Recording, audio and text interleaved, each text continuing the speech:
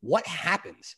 Like, what was the big thing that because there was a major shift that all of a sudden you were just one of the elite guys in there.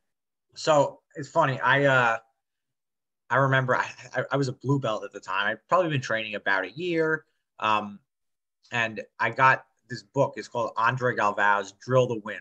I mean, like at this point, like, you know, there's so many instructionals out, like no one would buy a jiu-jitsu book. But back then there was not really any DVDs, or what there weren't, you know, it wasn't as easily accessible as it is now. And it was like 365 days to better BJJ. It was like a drill each day. And I don't even remember where I heard about it from.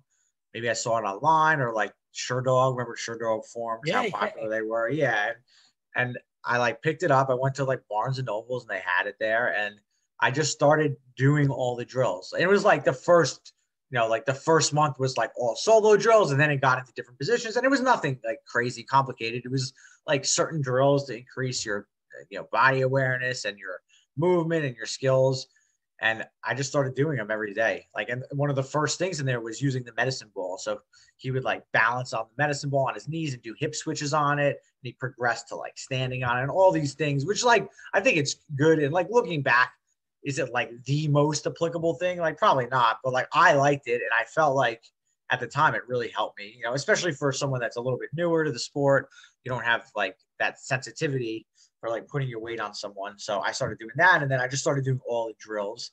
And that kind of really got me into like studying technique. Before that, I kind of just learned what I learned in the academy.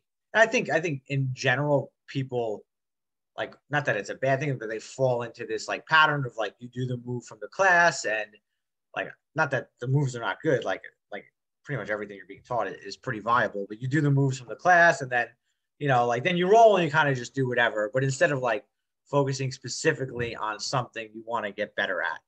So for me, I remember like the first thing I got pretty good at was like the smash pass, the Matt Serra like smash pass, which you know, he was like so good at it. I remember like watching all his matches and trying to emulate that and like put that into my own game and asking him questions on it, and just drilling that and different setups for it. And like that became like a big habit of mine, coming early before class, you know, spending an hour drilling certain movements over and over and over and over again.